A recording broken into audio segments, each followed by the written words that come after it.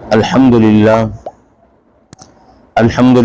وحدہ والصلاة والسلام علی من لا نبی بعد اما بعد اعوذ باللہ من الشیطان الرجیم بسم اللہ الرحمن الرحیم ان الذین آمنوا وعملوا الصالحات كانت لهم جنات الفردوس نزلا خالدین فیہا لا یبغون عنہا حولا قل لو كان البحر مدادا لكلمات ربي لنفد البحر قبل أن تنفذ كلمات ربي ولو جئنا بمثله مددا صدق الله العظيم اللهم صل على محمد وعلى آل محمد كما صليت على إبراهيم وعلى آل إبراهيم إنك حميد مجيد اللهم بارك على محمد وعلى آل محمد كما باركت على إبراهيم وعلى آل إبراهيم إنك حميد مجيد۔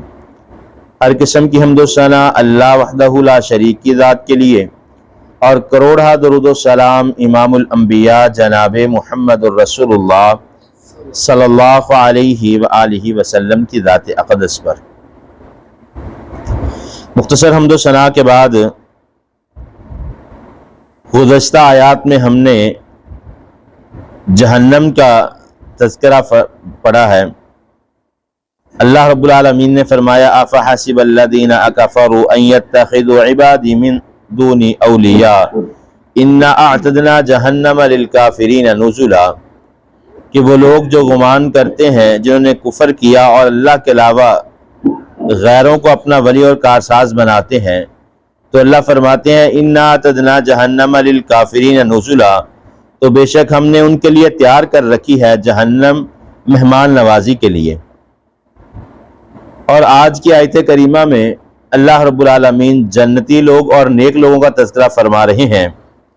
لفظی ترجمہ پہلے انا بے شک الذین وہ لوگ آمنوا جو ایمان لائے، وعاملوا اور جنہوں نے اعمال کیے، الصالحات نیک، کانت ہے لہم ان کے لیے جنات باغات، الفردوس فردوس کے، نزلا جو مہمان نوازی کی جگہ ہے، خالدین وہ ہمیشہ رہیں گے، فیہا اس میں، لا یبغون وہ نہیں پھرنا چاہیں گے، عنہا حولا وہاں سے کہیں اور جگہ۔ قل کہہ دیجئے لو اگر کانا تھے البحر سمندر، مدادن سیاہی، لکلماتی کلمات کے لیے، ربی میرا رب، لنفد البحر تو ان قریب ختم ہو جائے گا سمندر، قبل اس سے پہلے، ان تنفذ یہ کہ ختم ہو، کلمات ربی میرے رب کے کلمات، ولو جئنا بمثلہ اور اگر جئنا بمثلہ لے آئیں ہم اس کی مثل، مددا تمہاری مدد کے لیے۔ تو ان آیات میں اللہ رب العالمین فرماتے ہیں بے شک وہ لوگ، ان الذین آمنوا بے شک وہ لوگ جو ایمان لائے۔ ایمان والے کون ہیں؟ ان الذین آمنوا وہ لوگ جو ایمان لائے۔ ایمان کن چیزوں کا نام ہے؟ آمنت باللہ وملائکتہ وکتبہ ورسلہ والقدر خیرہ وشرہ والیوم الآخر۔ ایمان اللہ پر، ایمان رسولوں پر، فرشتوں پر، کتابوں پر، اچھی بری تقدیر پر، اور قیامت کے دن پر ایمان۔ ایمان کس کیفیت کا نام ہے؟ ایمان انسان کی اندرونی کیفیت ہے جس کو ہم یقین کہہ سکتے ہیں، یعنی ہم نے اللہ رب العالمین کو دیکھا نہیں، لیکن ہمارا ایمان اور یقین یہ ہے کہ اللہ رب العالمین موجود ہیں۔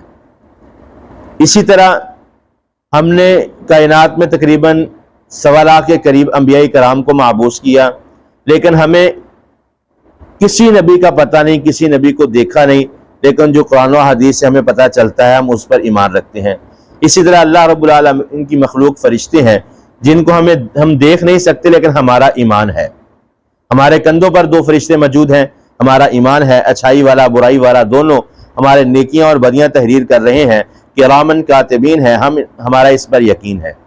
مساجد کے اندر فرشتے موجود ہیں، کائنات میں ہر جگہ پر فرشتے اپنی ڈیوٹی نبھا رہے ہیں، ہم نے ان فرشتوں کو دیکھا نہیں لیکن ہمارا یقین ہے۔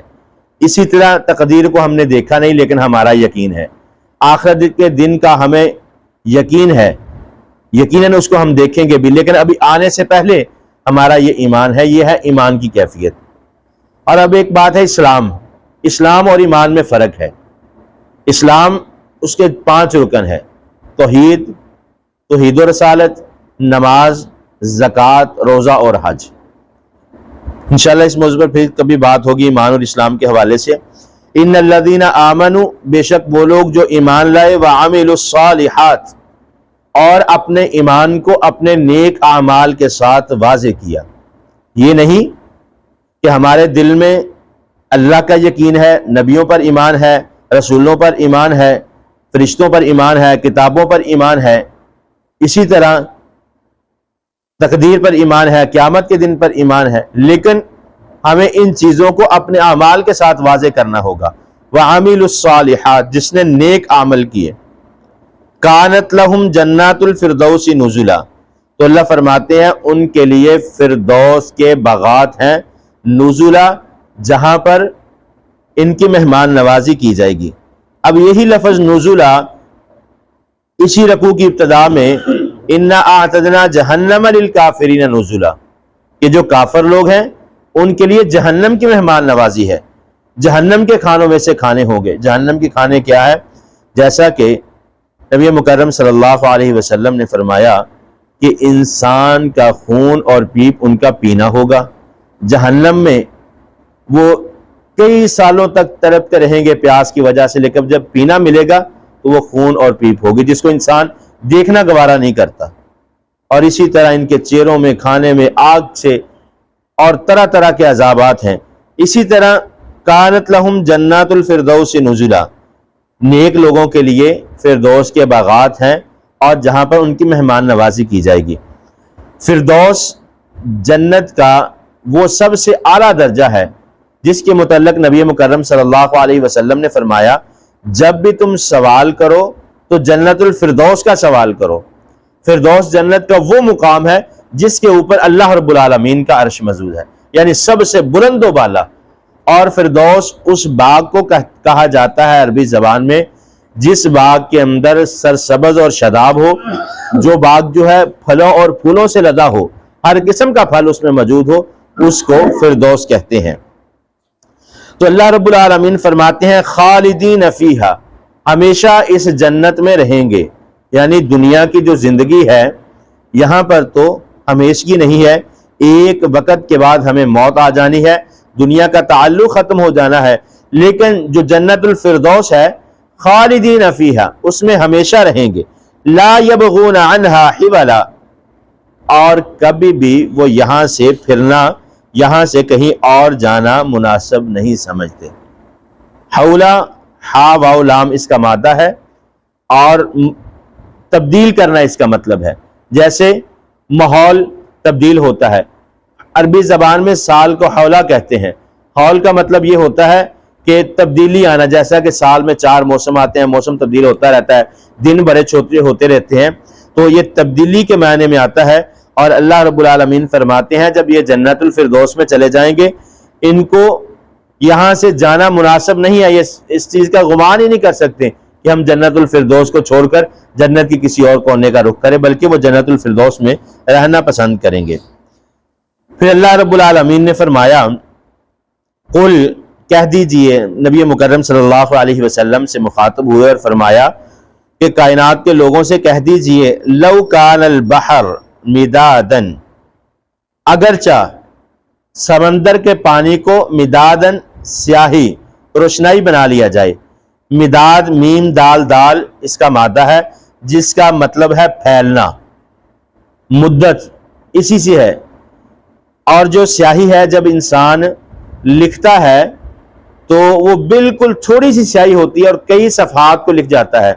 ہم 5-10 روپے کی بال پین لیتے ہیں، اس میں چند قطرے سیاہی کے ہوتے ہیں، اور جب ہم اس کو لکھنا شروع کرتے ہیں تو کئی صفحات پر ہم لکھتے جاتے ہیں اور قلم کی سیاہی ختم نہیں ہوتی ہے، بال پین کی سیاہی ختم نہیں ہوتی۔ اسی طرح پین ہے، اس میں چند قطرے سیاہی کے ڈال لے جائیں اور کئی صفحات تک ہم اس کے ساتھ لکھ سکتے ہیں۔ تو اللہ رب العالمین فرماتے ہیں قل لو کان البحر مدادا لکلمات ربی، اگر سمندروں کو سیاہی بنا لیا جائے، مدادن سیاہی بنا لیا جائے لکلمات ربی تاکہ اللہ کے کلمات کو لکھ دیا جائے، یعنی اللہ کی تعریف کو لکھ دیا جائے۔ اور سمندر کا اندازہ کیجئے، سمندر کتنا بڑا ہے، انسان اس کا احاطہ نہیں کر سکتا، گمان نہیں کر سکتا کتنا بڑا سمندر ہوگا۔ اور اگر اللہ رب العالمین فرماتے ہیں سارے سمندر کے پانی کو سیاہی بنا لی جائے، اب اندازہ کیجئے کہ جو ہمارے پاس بال پین یا پین کے اندر چند قطرے سیاہی کے ہوتے ہیں، ہم ان سے کتنے صفحات لکھ سکتے ہیں؟ میرے اندازے کے مطابق ایک بال پین سے کم 10 صفحوں کے قریب لکھا جا سکتا ہے۔ اور سمندر کا اندازہ کیجئے، اگر چند ایک یا دو قطرے سے ہم 10 صفحے لکھ سکتے ہیں، تو اگر سمندر کے پانی سے لکھنا شروع کر دیں تو کتنے ہمیں وقت درکار ہوگا، کتنے صفحات درکار ہوں گے کہ ہم اللہ کی کلمات کو لکھ نہیں سکتے۔ اور سورۃ لقمان میں اللہ رب العالمین نے فرمایا کہ اگر پوری کائنات میں جتنے درخت موجود ہیں، اگر ان سب کی کلمے بنا لی جائیں اور 7 سمندر پانی کے سیاہی بنا لی جائیں، تو اللہ کے کلمات، اللہ کی تمہید، اللہ کی حمد و ثنا لکھنا چاہیں تو ہم لکھ نہیں سکتے، یعنی اس کا اندازہ ہی نہیں کر سکتے کہ اللہ کی تمہید، اللہ کی تعریف، اللہ کی ثنا کتنی ہے۔ انسان لکھتا جائے، زندگیاں ختم ہو سکتی ہیں، کائنات سے درخت ختم ہو سکتے ہیں، سمندروں کا پانی ختم ہو سکتا ہے۔ اور اللہ فرماتے ہیں ربی لنفد البحر قبل ان تنفد کلمات ربی، اللہ فرماتے ہیں لنفد البحر، ان قریب یہ سمندر کا پانی جو سیاہی میں تبدیل کر دیا گیا وہ ختم ہو جائے گا، قبل اس سے پہلے ان تنفد کلمات ربی، یہ کہ ختم ہو میرے رب کے کلمات، یعنی اللہ کی کلمات لکھنے سے قبل سمندر کا پانی ختم، کائنات کی کلمے ختم، لکھنے والی زندگیاں ختم، کائنات کے کاغذ ختم، ہر چیز ختم ہو سکتی ہے، لیکن اللہ کی تمہید، اللہ کی حمد و ثنا ختم نہیں ہو سکتی۔ وَلَوْ جِئْنَا بِمِثْلِهِ مَدَدًا، اور اللہ رب العالمین فرماتے ہیں اگرچہ اس کی مثل اور ایک سمندر لے آئیں ان کی مدد کے لیے، پھر بھی میری کلمات کو، میری تمہید کو، میری ثنا کو، میری صفات کو تحریر کرنا مشکل ہی نہیں بلکہ ناممکن بات ہے۔ تو ان آیات میں اللہ رب العالمین نے ایک تو جنت کا تذکرہ فرمایا اور جنت الفردوس کا تذکرہ فرمایا۔ رسول اللہ صلی اللہ علیہ وسلم نے فرمایا کہ ہمیشہ جب بھی دعا کیا کرو تو جنت الفردوس کی دعا کیا کرو، بلکہ نبی مکرم صلی اللہ علیہ وسلم نے فرمایا جو شخص دن میں 3 مرتبہ یہ دعا کرتا ہے اللہم اجرنی من النار، اللہم اجرنی من النار، اللہم اجرنی من النار، اے اللہ مجھے جہنم کی آگ سے پناہ عطا فرما دے، تو جہنم خود اس کے لیے دعا کرتی ہے کہ اے اللہ جو شخص مجھ سے پناہ کی دعا کرتا ہے، اے اللہ اس سے جہنم کی آگ سے پناہ عطا فرما۔ دن میں 3 مرتبہ چھوٹے سے کلمات ہیں، اللہم اجرنی من النار، اے اللہ جہنم کی آگ سے پناہ عطا فرما دے، 3 مرتبہ پڑھے۔ اور پھر اسی طرح نبی صلی اللہ علیہ وسلم نے فرمایا کہ جو 3 مرتبہ یہ دعا پڑھتا ہے اللہم انی اسألک جنت الفردوس، اللہم انی اسألک جنت الفردوس، اللہم انی اسألک جنت الفردوس، اے اللہ میں تجھ سے جنت الفردوس کا سوال کرتا ہوں، تو جنت خود اس کے لیے اللہ سے دعا کرتی ہے، اے اللہ جو جنت کا طلبگار ہے میں تجھ سے دعا کرتی ہوں اے اللہ اسے میرا مہمان بنا دے۔ تو اس لیے کوشش کریں کہ جنت کو حاصل کرنے کے لیے، جہنم کی نجات پانے کے لیے اللہ سے کم 3 مرتبہ یہ دعائیں پڑھا کرے، اللہم اجرنی من النار، اللہم انی اسألک جنت الفردوس۔ اللہ رب العالمین سے دعا ہے جو کچھ سنا سنایا اللہ رب العالمین عمل کی توفیق عطا فرمائے۔ وَأَقُولُ قَوْلِي هَذَا أَسْتَغْفِرُ اللَّهَ لِي وَلَكُمْ۔